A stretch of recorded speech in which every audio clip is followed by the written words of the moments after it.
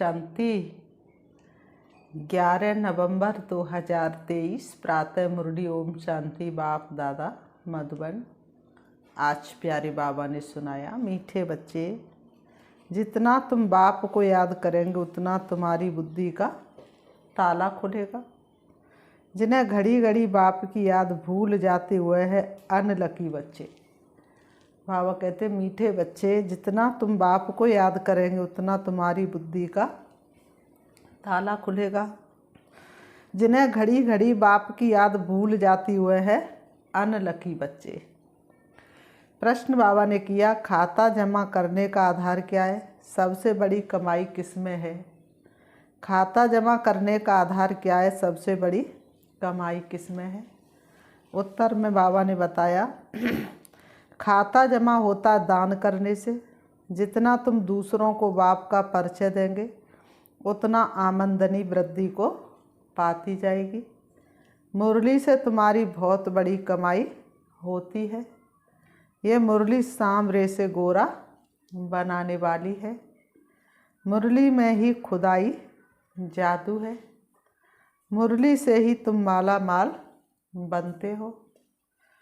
आज की मुरली से गीत है, हमें उन राहों पर चलना है जहाँ गिरना और संभलना है। हमें उन राहों पर चलना है जहाँ गिरना और संभलना है। जब तक न लगन हो सीने में, बेकार है से जीने में। जब तक न लगन हो सीने में, बेकार है से जीने में। चलना है हमें चंदा की तरह, सूरज की तरह ना ढलना है। हमें उन राहों पर चलना है जहाँ गिरना और संभलना है। ओम शांति। रूहानी बाप समझा रहे हैं बच्चों को कि बच्चे गिरना और संभलना है। घड़ी घड़ी बाप को भूलते हो अर्थात गिरते हो, याद करते हो तो संभलते हो। माया बाप की याद भुलवा देती है, क्योंकि नई बात है ना। ऐसे तो कोई बाप को कभी भूलते नहीं। स्त्री कभी अपने पति को भूलती नहीं। सगाई हुई और बुद्धयोग लटका, भूलने की बात नहीं होती। पति पति है, बाप बाप है। अब ये तो है निराकार बाप, जिसको साजन भी कहते हैं। सजनी कहा जाता है भक्तों को। इस समय सब हैं भक्त पुकारने वाले। भगवान एक है। भक्तों को सजनिया भगवान को साजन, या भक्तों को बालक भगवान को बाप कहा जाता है। अब पतियों का पति व पिताओं का पिता वह एक ही है। हर एक आत्मा का बाप परमात्मा तो है ही। वह लौकिक बाप हर एक का अलग अलग है। ये पारलौकिक परम पिता सभी आत्माओं का बाप एक ही गॉड फादर है। उनका नाम है शिव बाबा। सिर्फ गॉड फादर माउंट आबू लिखने से बताओ चिट्ठी पहुँचेगी? नाम तो लिखना पड़े ना। ये तो बेहद का बाप है। उनका नाम है शिव। शिव काशी कहते हैं ना, वहाँ शिव का मंदिर है। जरूर वहाँ भी गए होंगे। दिखाते हैं ना, राम यहाँ गया वहाँ गया, गांधी यहाँ गया, तो बरोबर शिव बाबा का भी चित्र है। परंतु वह तो है निराकार, उनको फादर कहा जाता है। और किसको सबका फादर कह नहीं सकते। ब्रह्मा विष्णु शंकर का भी वह फादर है। उनका नाम है शिव। काशी में भी मंदिर है, उज्जैन में भी शिव का मंदिर है। इतने मंदिर क्यों बने हैं कोई भी नहीं जानते। बाबा ने कहा इतने मंदिर शिव के क्यों बने हैं कोई भी नहीं जानते। शिव के जितने भी मंदिर होंगे ऊंचाई पर होंगे, प्राचीन होंगे, तो कोई को पता नहीं। जैसे लक्ष्मी की पूजा करते कहते हैं ये स्वर्ग के मालिक थे।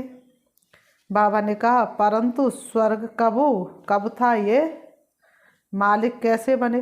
परंतु स्वर्ग कब था और ये स्वर्ग के मालिक कैसे बने, ये किसी को पता ही नहीं, ये कोई नहीं जानते। पुजारी जिसकी पूजा करे उनके ही ऑक्यूपेशन को न जाने, इसको अंधश्रद्धा कहा जाएगा। तो ये अंधश्रद्धा हुई ना, बाबा कहते अंधश्रद्धा कहा जाएगा ना। यहाँ भी बाबा कहते परंतु पूरा परिचय नहीं है, माता पिता को जानते नहीं। लक्ष्मी नारायण के पुजारी पूजा करते हैं, शिव के मंदिर में जाकर महिमा करते हैं, गाते हैं तुम माता पिता हम बालक तेरे, तेरी कृपा से सुख घनेरे। परंतु वह कैसे माता पिता है, कब बने थे, कुछ भी नहीं जानते हैं। भारतवासी ही बिल्कुल नहीं जानते। क्रिश्चियन बौद्ध याद अपने क्राइस्ट को, बुद्ध को याद करते हैं, झट उनकी बायोग्राफी को बताएंगे। क्राइस्ट को फलाने समय पर क्रिश्चियन धर्म की स्थापना करने आया था। भारतवासी किसको भी पूजते हैं उनको पता ही नहीं है, भारतवासी जिसकी पूजा करते हैं उनको पता ही नहीं है ये कौन है, कब आए थे, इनका ऑक्यूपेशन क्या है, इन्होंने क्या किया था, ये कौन है। बाबा ने कहा न शिव को, न ब्रह्मा विष्णु शंकर को, न जगत अम्बा जगत पिता को, न लक्ष्मी नारायण को जानते हैं। अंधश्रद्धा से पूजा करते रहते हैं, सिर्फ पूजा करते रहते हैं। जिसकी पूजा कर रहे तो उनके ऑक्यूपेशन को तो जानना चाहिए ना। उनकी जीवन कहानी क्या है, मनुष्य कुछ भी नहीं जानते।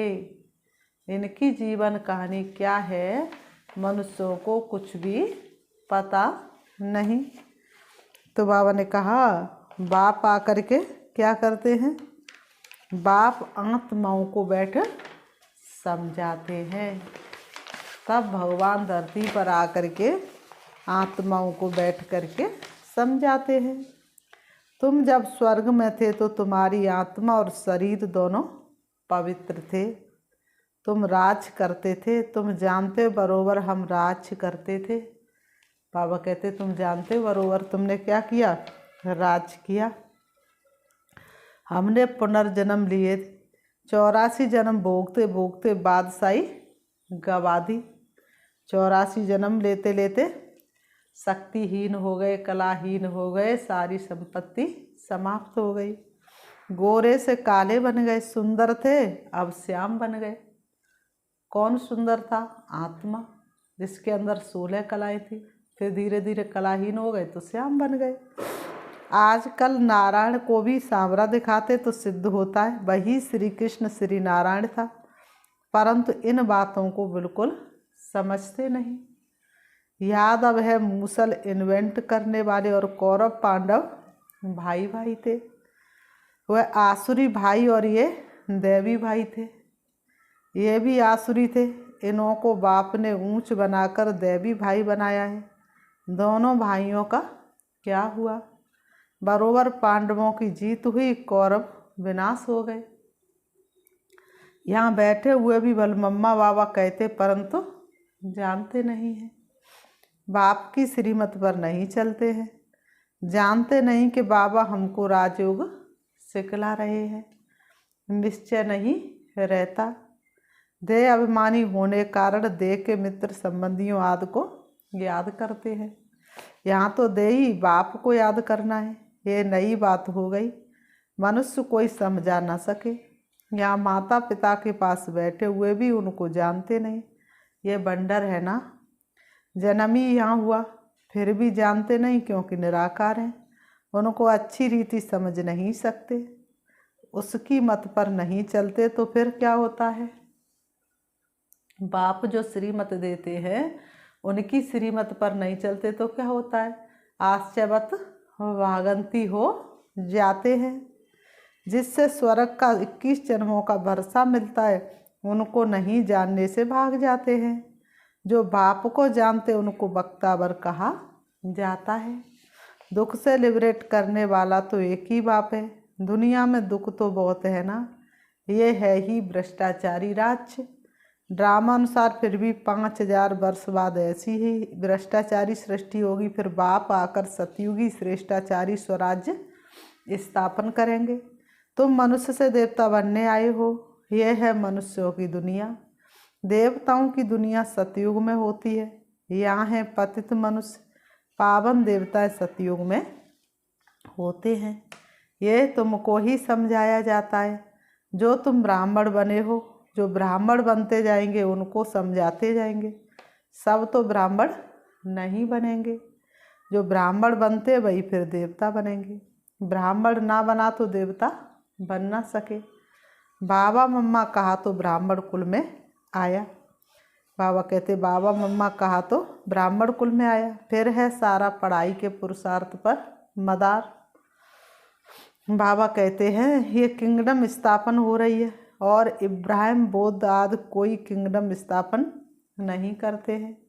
क्राइस्ट अकेला आया, किसी में प्रवेश कर क्रिश्चियन धर्म स्थापन किया। फिर जो क्रिश्चियन धर्म की आत्मा ऊपर में है वह आती रहती है। अभी सब क्रिश्चियन की आत्मा यहाँ है। अभी अंत में सबको वापस जाना है।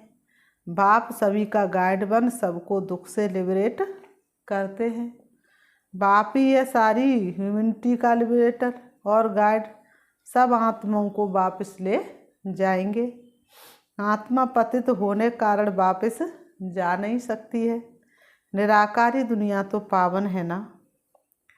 अभी ये साकारी सृष्टि पतित है। अब इन सबको पावन कौन बनाए जो निराकारी दुनिया में जा सके। इसलिए बुलाते हो गॉड फादर आओ। गॉड फादर आकर बतलाते कि मैं एक ही बार आता हूँ जब सारी दुनिया भ्रष्टाचारी बन जाती है। कितनी गोलियाँ बारूद आदि बनाते रहते हैं एक दो को मारने के लिए। एक तो बॉम्ब्स बना रहे हैं, दूसरे फिर नेचुरल कैलिमिटीज फ्लड्स अर्थक्वेक आदि होगी। बिजली चमकेगी बीमार पड़ जाएंगे। बाबा ने कहा बिजली चमकेगी बीमार पड़ जाएंगे क्योंकि खाद तो बननी है ना। गंद की ही खाद बनती है ना। तो इस सारी सृष्टि को खाद चाहिए क्योंकि सतयुग से लेके अब तक खाद मिली नहीं है। इसलिए धरती उपजाऊ हो गई है। तो सारी सृष्टि को अब क्या चाहिए? खाद चाहिए जो फिर फर्स्ट क्लास उत्पत्ति हो। जिसके लिए गायन है मेरे देश की धरती सोना उगले उगले हीरे मोती। तो फर्स्ट क्लास कब बनेगी? सतयुग और त्रेता युग में। तो बाबा ने कहा तो इस सारी सृष्टि को खाद चाहिए जो फिर फर्स्ट क्लास, बाबा कहते फर्स्ट क्लास उत्पत्ति हो। अभी तो कोई उत्पत्ति नहीं होती।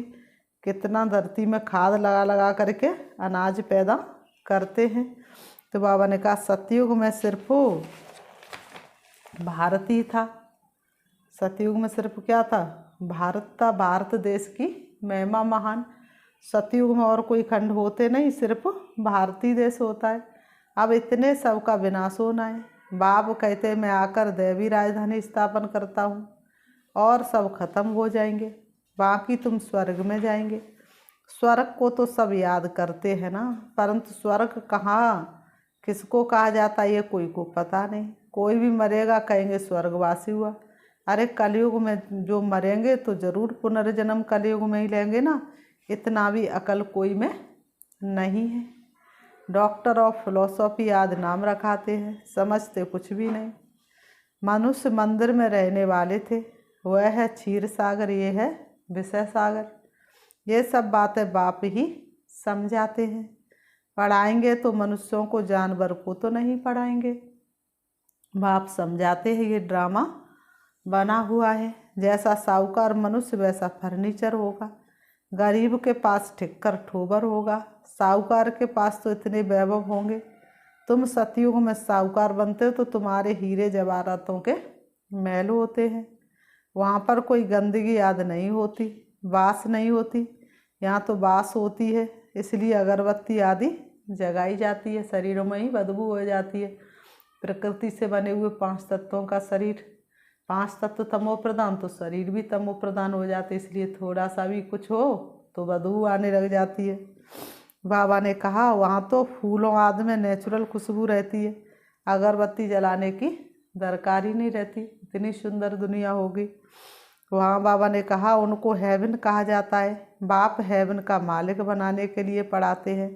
देखो कैसे साधारण है, कैसे बाप को याद करना भी भूल जाते हैं। निश्चय पूरा नहीं तो भूल जाते हैं, जिससे स्वर्ग का वर्षा मिलता है। ऐसे माता पिता को भूल जाना कैसी बदकिस्मती है। बाप आकर ऊंचे तो ऊंच बनाते, ऐसे माता पिता की मत पर ना चले तो 100% मोस्ट अनलकी कहेंगे। नंबरवार तो होंगे ना। कहाँ पढ़ाई से विश्व का मालिक बनना, कहाँ नौकर चाकर बनना। तुम समझ सकते हो हम कहाँ तक पढ़ते हैं। वहाँ सिर्फ धर्म पिताएँ आते हैं, धर्म स्थापन करने यहाँ माता पिता हैं, क्योंकि प्रवृत्ति मार्ग है ना। पवित्र प्रवृत्ति मार्ग था, अभी है अपवित्र प्रवृत्ति मार्ग। लक्ष्मी नारायण पवित्र थे तो उनकी संतान भी पवित्र थी। तुम जानते हम क्या बनेंगे, माता पिता कितना ऊंच बनाते हैं तो फॉलो करना चाहिए ना। बाबा कहते तो फॉलो करना चाहिए ना। भारत को ही मदर फादर कंट्री कहा जाता है। सतयुग में सब पवित्र थे, यहाँ पतित है। कितना अच्छी रीति समझाया जाता है, परंतु बाप को याद नहीं करते तो बुद्धि का ताला बंद हो जाता है। सुनते सुनते पढ़ाई छोड़ देते हैं तो ताला एकदम बंद हो जाता है। स्कूल में भी नंबरवार है। पत्थर बुद्धि और पारस बुद्धि कहा जाता है। पत्थर बुद्धि कुछ भी समझते नहीं, सारे दिन में 5 मिनट भी बाप को याद नहीं करते।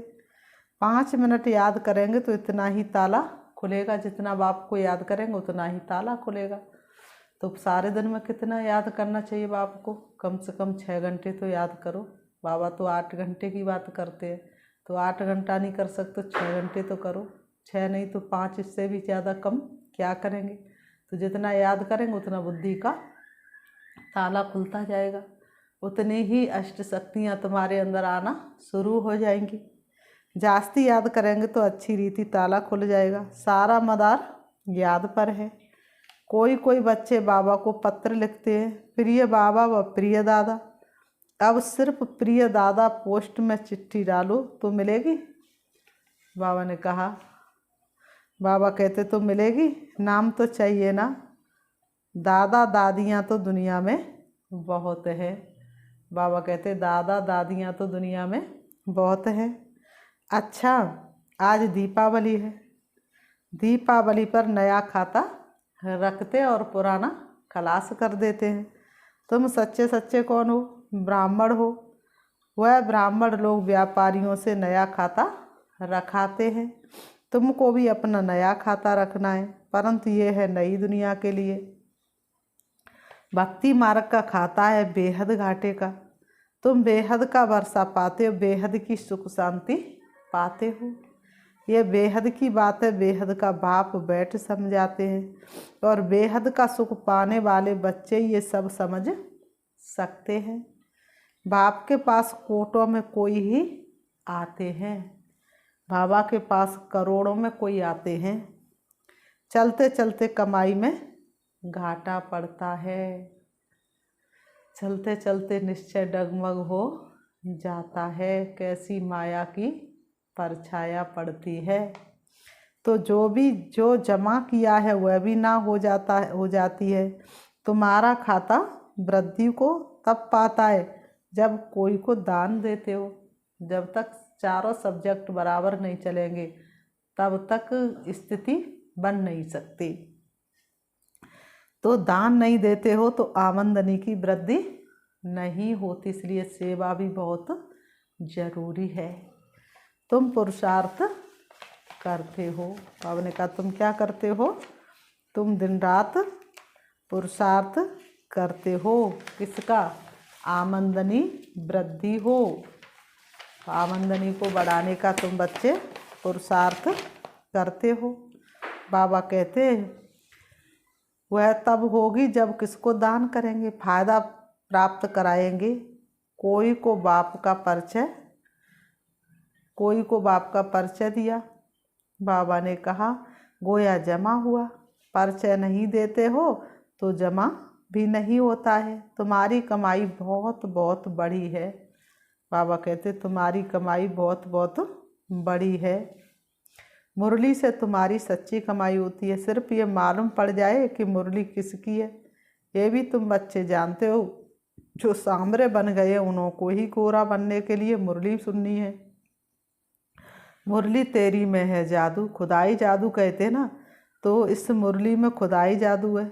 यह ज्ञान भी तुमको अभी है, देवताओं में यह ज्ञान नहीं था। जब उनमें ही ज्ञान नहीं था तो पिछाड़ी वालों में ज्ञान कैसे हो सकता है। बाबा कहते हैं तो पिछाड़ी वालों में ज्ञान कैसे हो सकता है। शास्त्र आदि भी जो बाद में बनते हैं वह सब खत्म हो जाएंगे। तो हमारी ये सच्ची गीताएं तो बहुत थोड़ी है।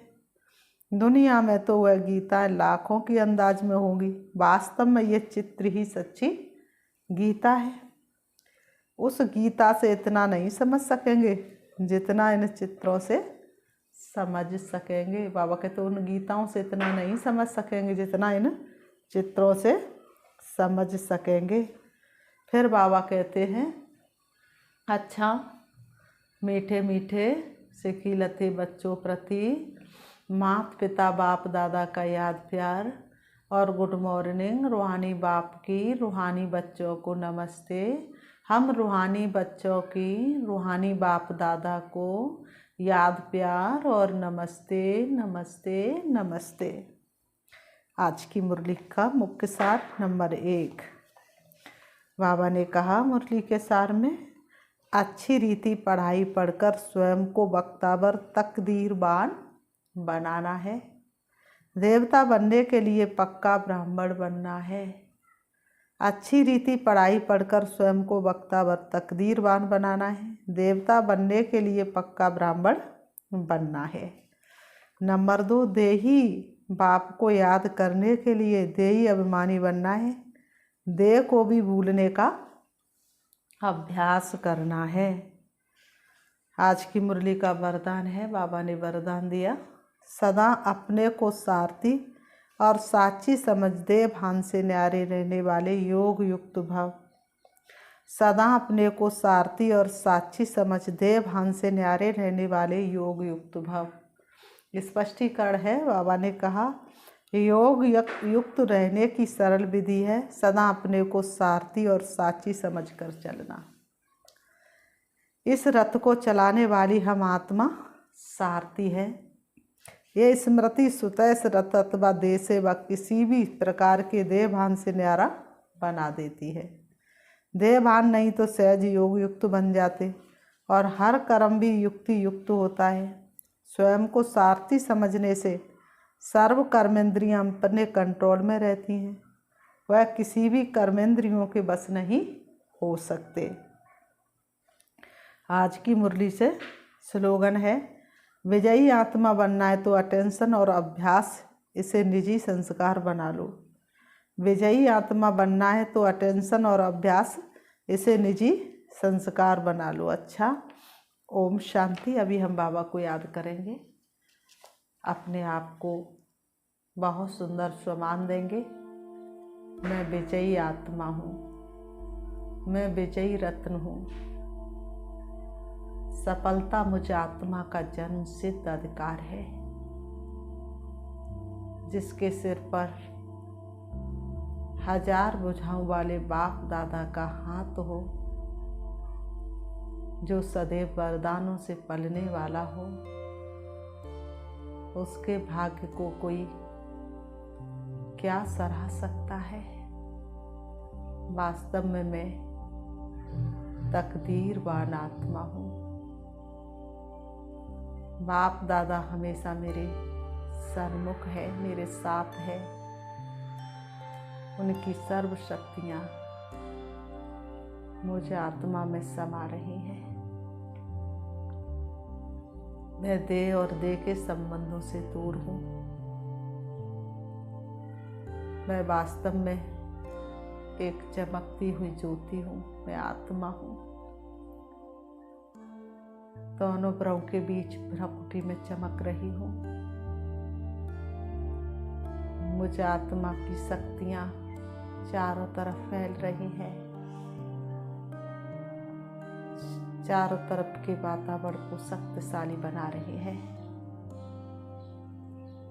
मुझ आत्मा की ज्योति हमेशा जगी हुई है। मुझ आत्मा की शक्तियाँ अन्य आत्माओं को शक्तिशाली बना रही है। ज्योति से ज्योति जग रही है।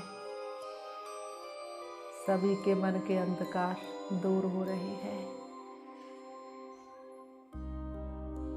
सभी के मन के अंदर प्रकाश जागृत हो रहा है। चित्त शांत हो रहा है। मन शांत हो रहा है। भक्तों की सारी इच्छाएं पूरी हो रही हैं।